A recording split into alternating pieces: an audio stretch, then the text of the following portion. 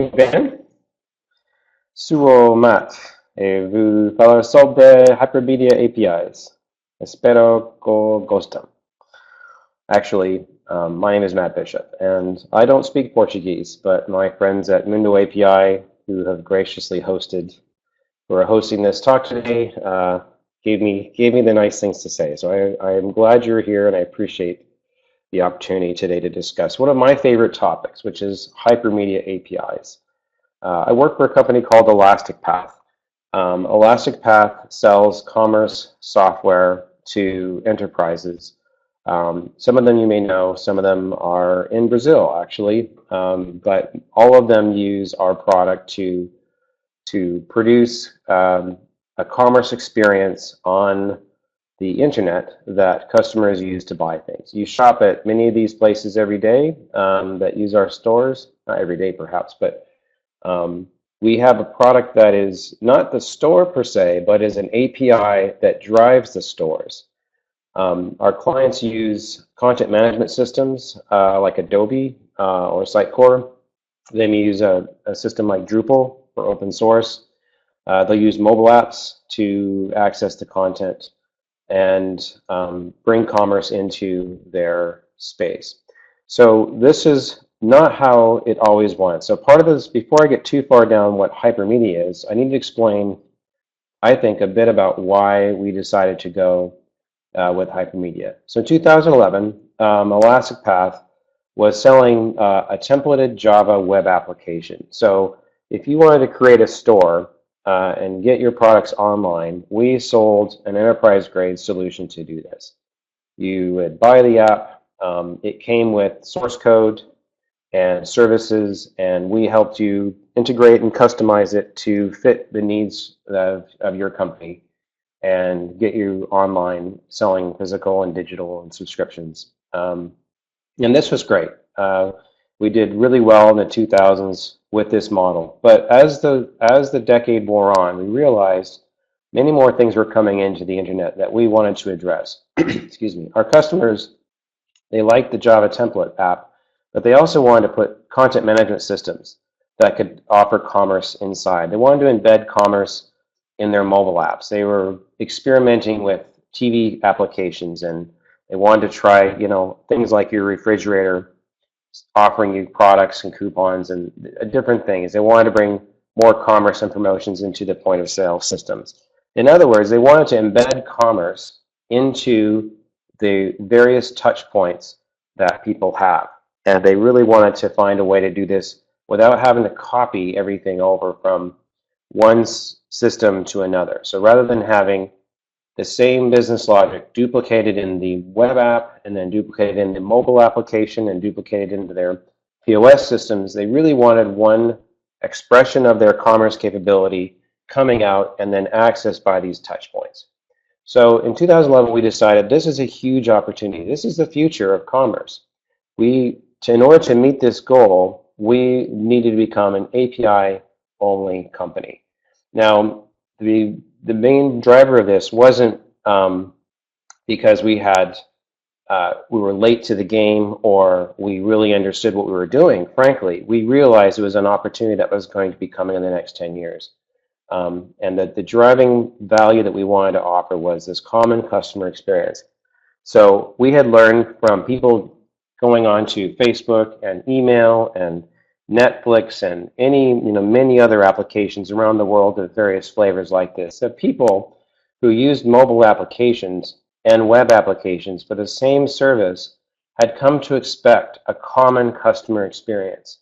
And what this simply means is one person was explaining to me early on was, if I'm using my Netflix application on my mobile phone and I'm in my living room and I add a movie to my playlist, I want the television to show that item right away. I don't want to have to quit the television, turn it off and turn it on just to pick up the fact that I now want to watch this movie.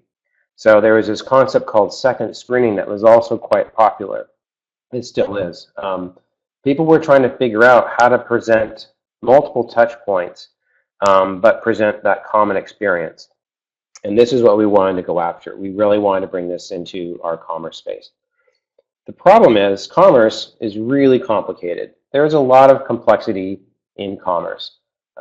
Many kinds of data, many kinds of what's called state. And that's the term state basically means the current value for something. So an example would be the current state of a cart, where if I put a pair of socks or a television into my cart, the state of the cart is I've got a television in it.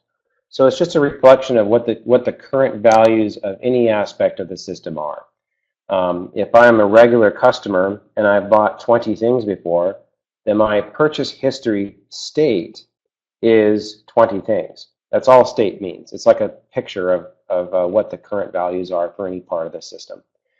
And this is an important thing to understand when we get more into the discussion of hypermedia. Our customers also have deep and extensive customizations. The kind of companies that buy our product are not looking for a one-size-fits-all commerce solution. They're not looking for something that's simple where they can just put 20 products in the catalog and offer a cart on the homepage. They want to actually customize this quite extensively to make offerings that fit what their business is involved in. So for instance, one of our customers is Avis Rent-A-Cars, and they created customizations to the system so that they could offer up car rental services around the world and access the commerce capabilities by searching for inventory, if you will, of cars available in different regions at different times. Other companies want to sell bundles of goods that are both digital and physical and subscription. So we have a lot of telecommunications customers, some large ones, and they like to bundle things like iPhone 6 and a case and 3 years of service and phone service for your home to go with it, and a calling plan for when you roam overseas, and cable internet at the same time with installation service. So this is not a common case, but our product is designed to support these kinds of extensive customizations. These customizations bring their business to life in the API and in our templated web app before.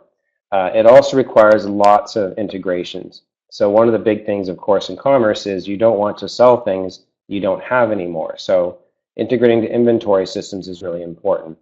Keeping track of the taxes, keeping track of the shipping, tracking where your order is in the pipeline of delivery, handling returns. All of these systems that the commerce experience provides are usually backed up by a system of record later on.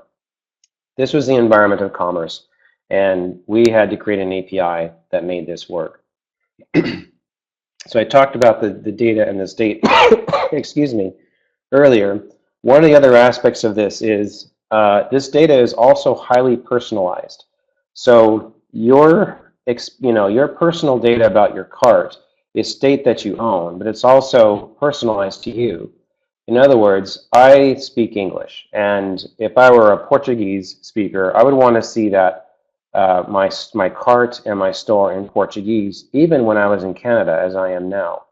So that's a personal preference. In some places of the world, you can use multiple currencies. So in the EU, you can choose to use euros, or you can choose to use British pounds if you're shopping in England. This is unique, but it's also a common side of set effect of commerce is the personalization is quite important. We also have things like targeting. So given your segment, which is, it could be something like how often you shop here, you've told us your preferences. A lot of times, if we can, a commerce company can capture your shoe size, for instance. When you're searching for shoes, we're going to help you find shoes that we actually have that size in availability. These kinds of personalized touches help you be a good, be a happy customer. You're able to find the things you want. You're able to transact and buy them, and we're not putting friction in the way of you looking for what you want and actually purchasing it. So this state and data is not a simple thing as a lot of them. We talked a little bit about this. The thing about this that was really tricky for the API was the fact that these terms about like car rentals and education courses and transferring money, we didn't want to have to map them to another domain. So what this means is I didn't want to have to teach the developers of the system that when you say car rental, I say SKU or stock keeping unit. We really wanted the API to talk about car rentals as car rentals and education courses as education courses, because it was really important that the understandability of what the API was talking about made sense on its own. In other words, you didn't have to go learn how to map one concept to another concept. The goal of this was to reach multiple touch points with multiple developers, and having to teach them what terms mean outside of the context of normal life or their normal experience was going to be a recipe for failure. We were not going to be able to succeed if we had to teach everybody about how we think about commerce. We needed the API to think in terms of the way they think about commerce. The integrations, we've talked about a little bit about the systems below, and there are many, many kinds of them. In the kinds of organizations that we work with, they usually have a wide and varied topology of IT below them, meaning they have systems that could be 30 or 40 years old, especially in finance and retail. These systems, were built, they serve a valid purpose, they're reliable, they've been in production for many years. Changing those out was not an option in most cases. So we needed to be able to bind our API to those systems in whatever shape they come in. And this was, every customer had, maybe not just one system, but multiple systems. One of our customers has 120 different, I think it's 120 different pricing engines, depending on the kind of product it is. So we had to figure out a way to integrate that kind of complexity into a simple API that just presents the price for the product without the developer knowing it has to call a different pricing system, for instance. This is a small example, but the touch points above, content management systems, we've talked a little bit about mobile. HTML5 is not as prevalent as I thought it would be. We expected a lot more uptake in HTML5 applications that would replace templatized web apps. And that hasn't really realized as well as we would like. I think there are some parts of storefronts that are more dynamic. So we had to build in the ability for the API to be consumed by the same customer, but at different levels.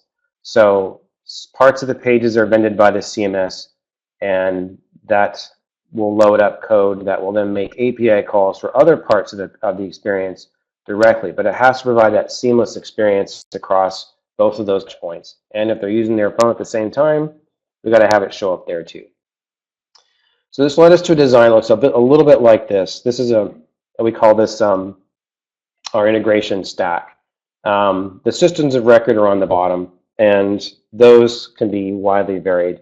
The touch points above, the digital experiences, in this particular picture, they go through content management, but we actually have experiences that go directly to the commerce integration platform below.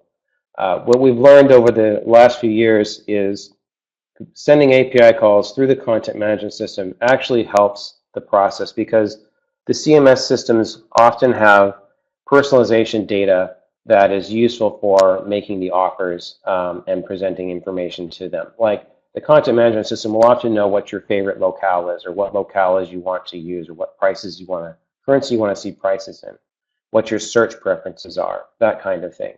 So bringing in the API calls through the content management system picks up a lot of data that's really helpful for the experience.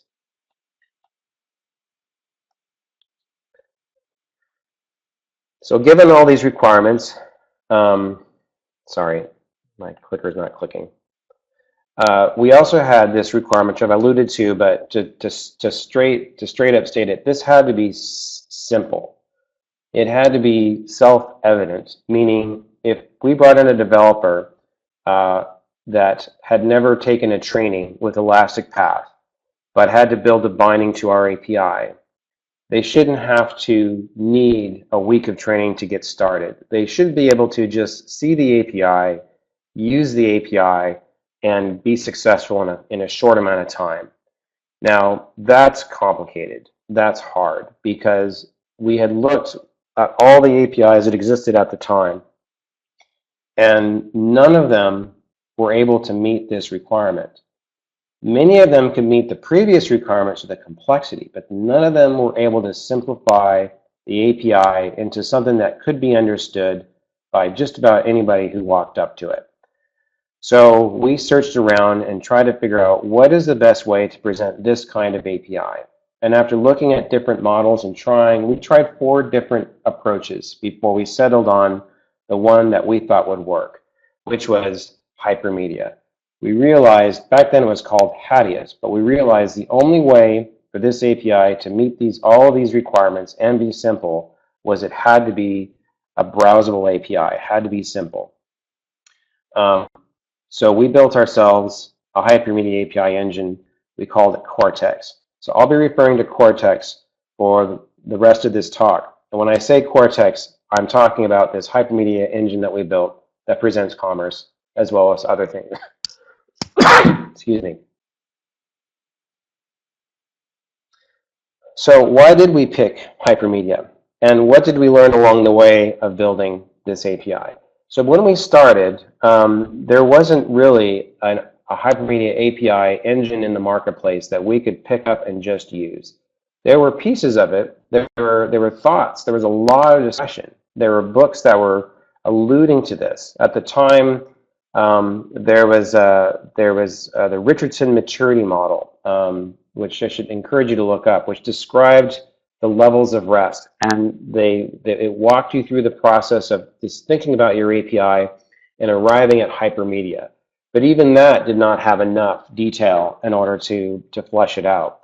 So we had to really think about things and work on building this API in a way that would solve our problems, but we also realized we're going to have to invest in technology. We're going to have to build some chunks of this to behave the way we want it to behave to meet our goals. So what is Hypermedia? And I'm going to spend a couple of slides just walking through with the concepts. It's not hard, and I want to try and leave you with the notion that you can understand Hypermedia in 2 slides. There's really 2 concepts that matter. The first one is there are these things called resources. The resources, they're things. They're like a price. They're a cart. They're a product. They're a noun, right? So anything that has a noun on it that can be pointed at in the world is a Hypermedia. A basket is a thing, and it's a resource. The other key aspect about Hypermedia, and this is the only other, there's only 2, resources are things. The other thing is that resources have relationships between them, and these relationships have names. Now, the names are unidirectional, which means my relationship to something else has a name that is different than its relationship to me. So for instance, I have a relationship to a wonderful lady, and I call her my mother.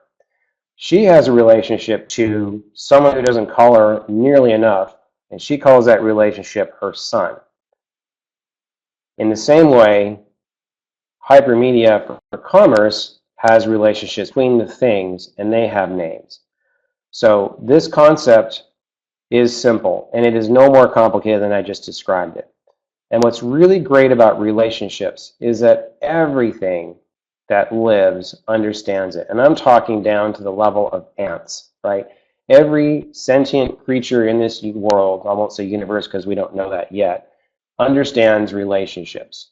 They know what it is. And what's great about this fact is once you understand that this is all there is to Hypermedia, Hypermedia gets really simple. The other aspect of Hypermedia is the resources. That's not really an aspect of a definition more of resources. Is there are certain kinds of resources. The 3 that we excuse me, the 3 that we use most commonly in our API are the data resource.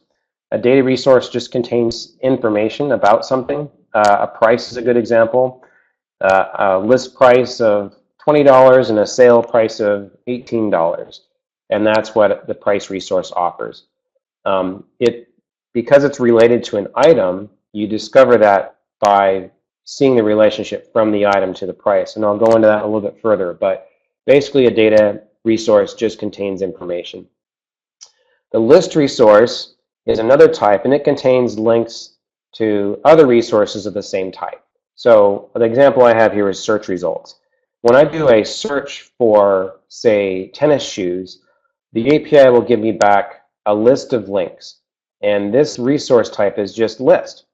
And it's as simple as that. Your purchase order history is a list. Your cart is a list of line items. Your wish list is a list. Pretty simple. And there's no data except the list of things that are similar. And then finally, the last type of resource that we use regularly is called a control. Now this one's a little more complicated. And this is also something we had to work on when we built Cortex. In the Richardson maturity model, he talks about the notion of controls, and a hypermedia control lets you change the state. The problem with Richardson's setup is he doesn't actually describe what these controls are. He doesn't provide any examples of them, but he does allude to what they are. We've invented a couple, which I'm going to talk about in a minute, but the main purpose of control is to change the state. So the state we've talked about before is just a snapshot of the data as it exists. So in my cart, if there's nothing in it, the state of it is empty. But if I use a resource called add to cart to add an item to my cart, that changes its state. If I want to ship this thing to myself, I'll use a create address resource that will change the state of my profile and my order to pick up this new address. You do this through controls.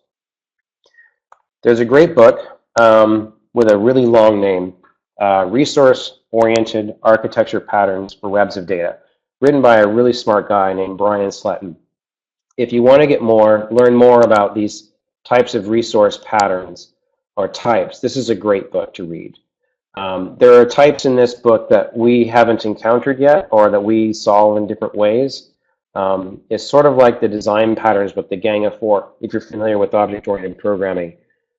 This is a similar book. Now, what's funny about this picture is the book itself is actually only 100 pages long. It's very thin. It's very easy to understand.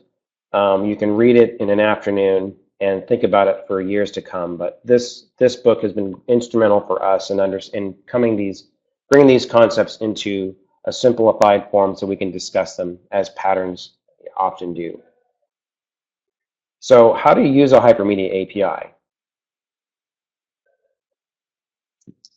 Excuse me. Is basically the same as browsing. So if you've ever used a web browser, and I know everybody on this call has, I mean, you wouldn't be here without being able to understand these concepts, or at least many of these concepts.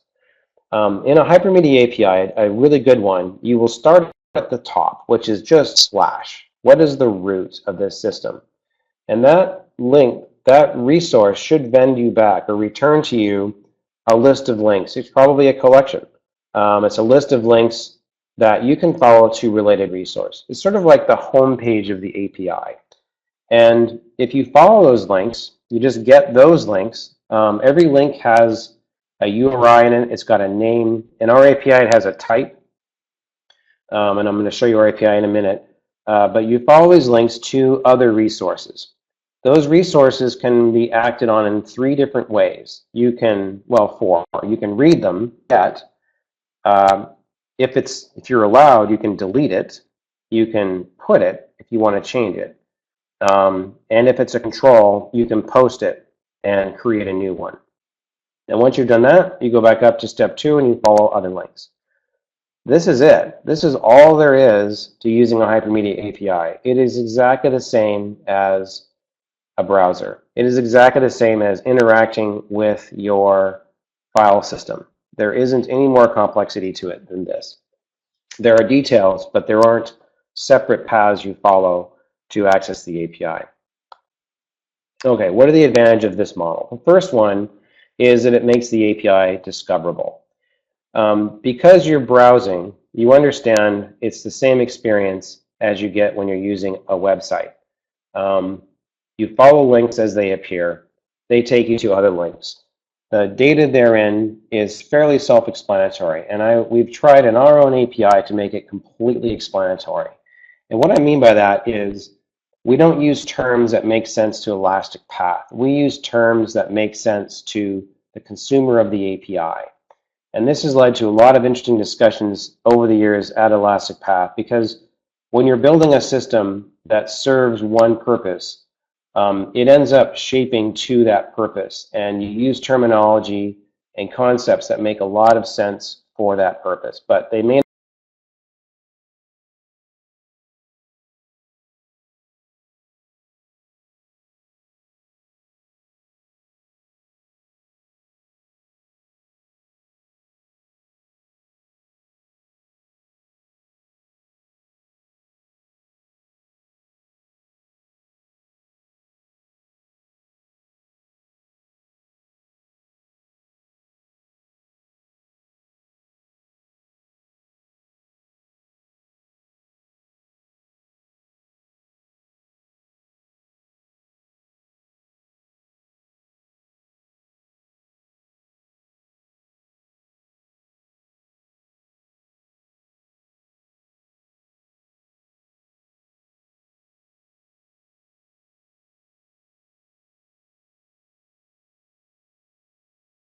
know. I think I could guess what a signed coupon is and promotion code.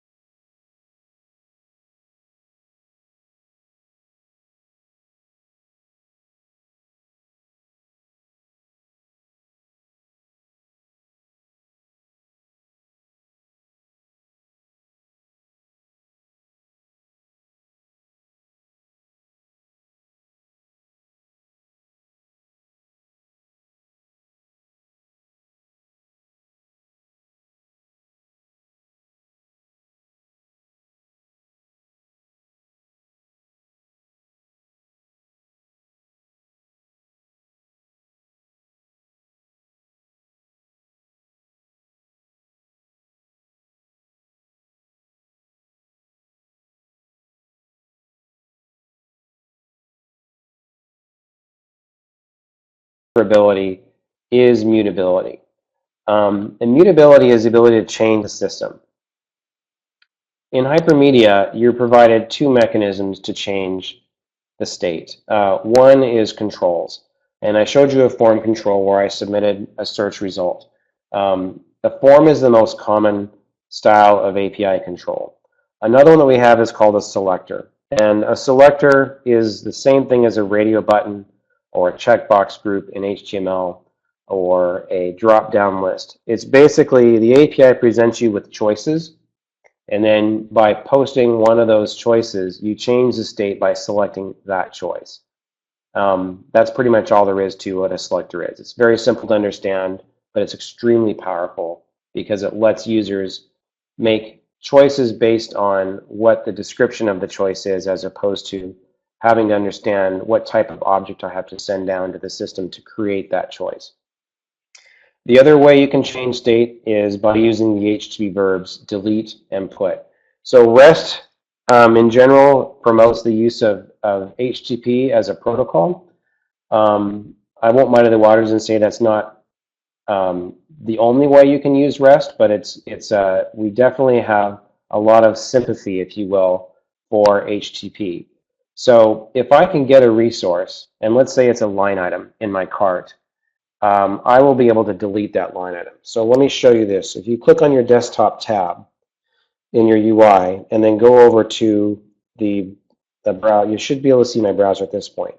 I'm going to go into the cart, and the cart has 20 things in it that I put in there, and then the line items. So I'm going to go into the line items. I'm going to find that one that I had, which is here, and here is that one line item. Now in our tool, I can delete it, and by deleting this line item, when I go back to my cart, in this case, I don't know where the cart is, I can just go to slash, oops, sorry about that. I'm working on a test system at the moment. You can see that I have nothing in the cart. So I didn't have to like send a delete command through a post or a put or something else. I just deleted the resource that I saw. And it's as simple as that.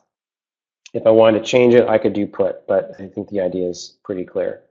All right, so switch back to the presentation, and we can keep going. So mutability is self-evident. You use these controls to change the state. We talked a little about the selector, but in the interest of time, I'll keep on going. The interesting thing about this is the server is the source of truth as to what you can do at any given time. The logic about when you can delete something is presented by calling options. HTTP has a call that is named options, and options you send to a URI, and then it will send back the kinds of things you can do. And most of the time, it's going to say get. Some of the time, it'll say delete and put.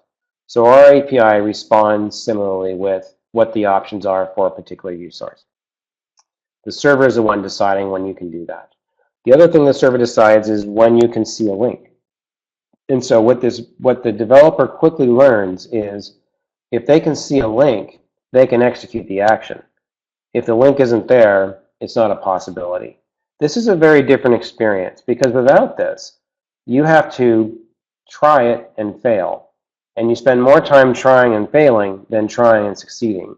So you end up, as a developer, being very defensive, and you expect failures just as much, if not more so, than you expect success. That slows things down. That makes projects explode with complexity and cost because your developers are constantly having to basically poke a black box and see what happens.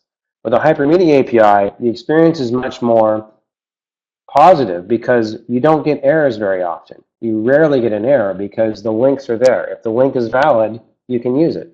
And you don't have to wrap it with an exception handler on every call and figure out what to do in that case. So you're able to work much faster. You can code much more in what's called a happy path style. The other advantage of this is called workflow. So because links are controlled by the server, the API itself can block mutability from happening if it chooses to. So this is really important. We learned early on that it isn't enough to not show a link. In a lot of cases, we wanted to have a way to show you that you know how to fix the problem and go forward. So I'm going to show you that in a minute. But basically, because these links appear when the business logic says they can appear, you can use this to control the workflow of the system. If you cannot add something to a cart, then the add to cart action does not appear. And it's as simple as that. And developers can understand that concept pretty easily. And they don't have to have special business rules in the client to understand that not having, to expect a certain exception in an error code, and then that means don't add to cart. So again, it simplifies the client's development. And it means that the client can be really thin and the business logic is all sourced in one place. The thin clients end up being very reactive. Excuse me. The presentation is what they focus on. The business rules can change on the server, and the links that appear at one point now may not appear, or new links may appear. Because the client is reactive, they're also very stable. If new links appear that they've never seen before, the system is fine. Nothing goes bad. They just don't have that capability. If links that they expected to appear are no longer there because of a business rule, then because they're always built to be reactive, their experience degrades, but it degrades in a positive way, in a way that doesn't end up with errors. So an example of this would be, let's say we've got a product, and it used to be we would allow you to order that product, and we would back order, and then we'd ship it to you when we could. Well, the business rule changed, and we decided that we weren't going to do back ordering anymore, or we weren't going to do back orders for certain classes of products that we could never get back. And this is a new requirement in the commerce system of your particular project, let's say. Well, you can change that rule on the server in the API engine itself, and the clients that consume it don't have to be updated at all. For products that they used to be able to just back order, now the action to back order is no longer being presented. They don't have that choice. They don't show that. You can add a link to also explain, what the state of the system is. We have one called availability that can communicate to the user why they can't follow something, but it isn't a requirement that they have to change the client in order to understand this rule. So this covers many business rule communication problems just by having the links and your clients being thin. Another huge advantage is, and this is the last advantage I've got, is that the API, that's a Hypermedia API, is very extensible. And what this means is because you link new things to existing things, you don't have to change existing things. So if I want to add a new kind of link, like recommendations or reviews to a product resource, I don't have to go change the product resource to know about the new reviews resource. What I have to do is just provide a link from the product to the reviews. So extending the system is much simpler than because you simply add.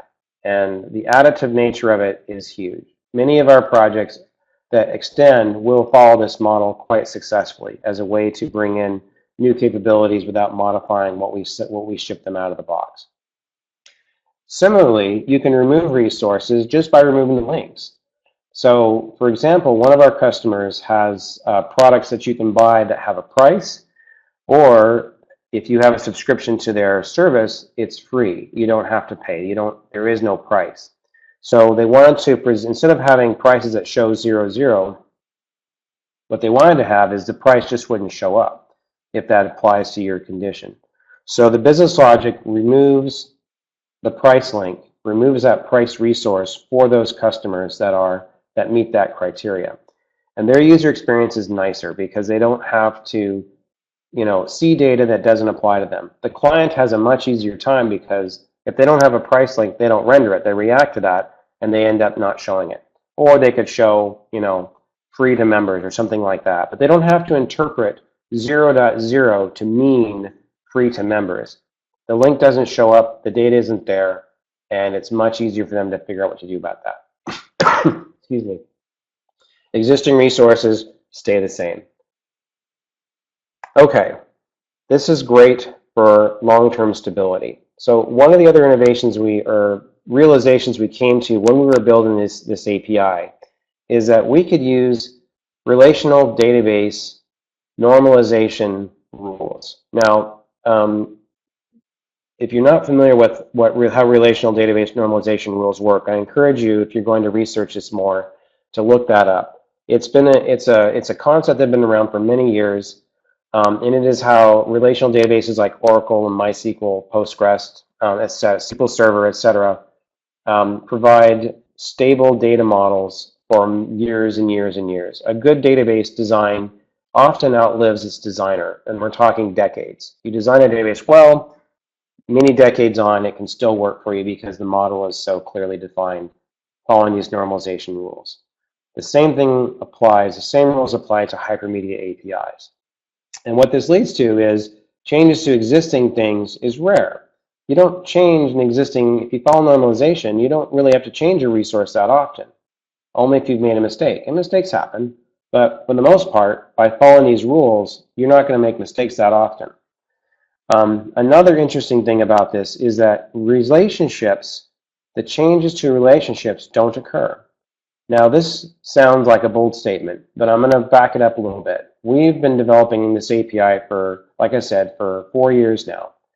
We have 200 endpoints in our system. We have hundreds of relationships between these things.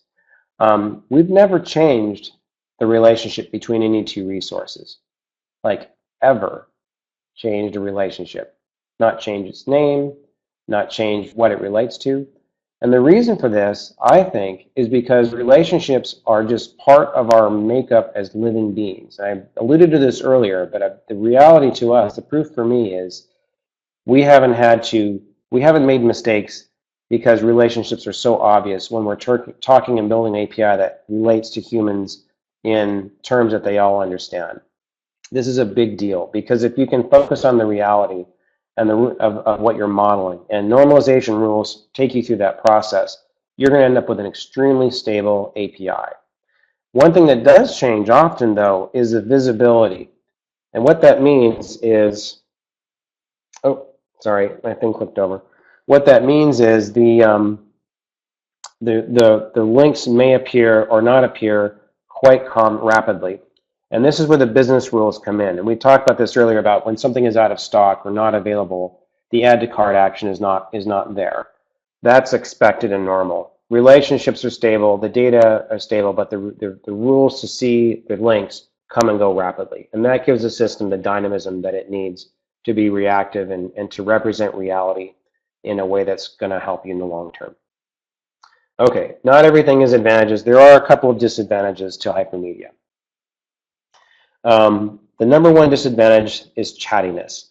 What this means is because you have resources that are very small and linked together like a database, in order to fill out a larger view like a cart or a search result page, we found that our clients had to make a lot of HTTP calls, like lots and lots, because you had to get a resource, look at its links, and then get those links, resources, look at their links, and then repeat the process down through the relationships so you could get a full view of what it is that you were trying to present. And this was actually very discouraging to us when we discovered this problem. So we had to get creative and we had to invent something. And what we invented is what we called Zoom. I'm going to show you Zoom, but before I do, I'm going to basically describe it. It's a query parameter at the end of your request that lets you list the relationships that you want to pull into your request and expand, zoom into these things. Other Hypermedia APIs will call this expand or fetch in place or something like that. It turns out over the last 4 years, as other people have worked on solving this problem, that they've come to the same conclusion. And what it presents with one HTTP call is you get a large, denormalized, to use that database term again, or aggregate view of all the related resources in a single request. These This all happens on the server. It doesn't happen in the client. So you get a much faster experience. And what I like to think of Zoom is it's like a SQL select statement. So if you're familiar with SQL, which is a language of relational databases, they have this same problem there.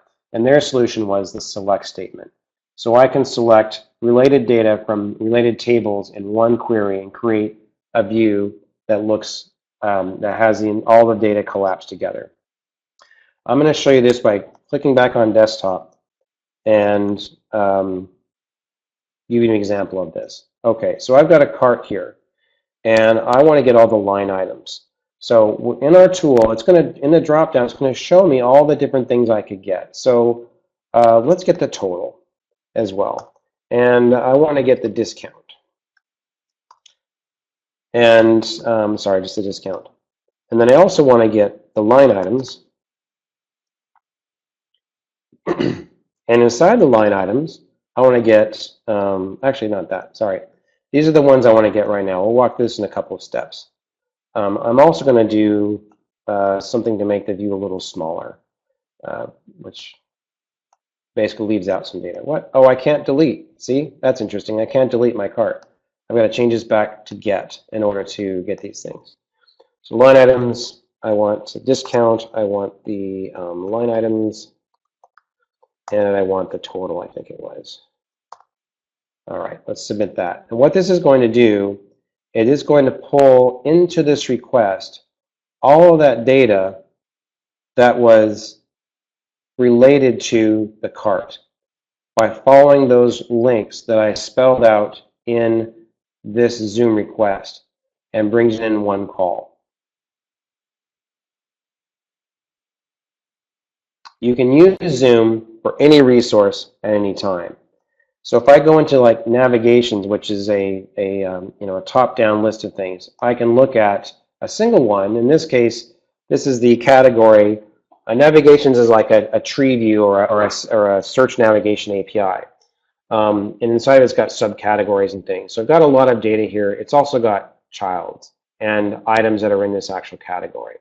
So with the Zoom, I could go into child, and then in child, I could get the items.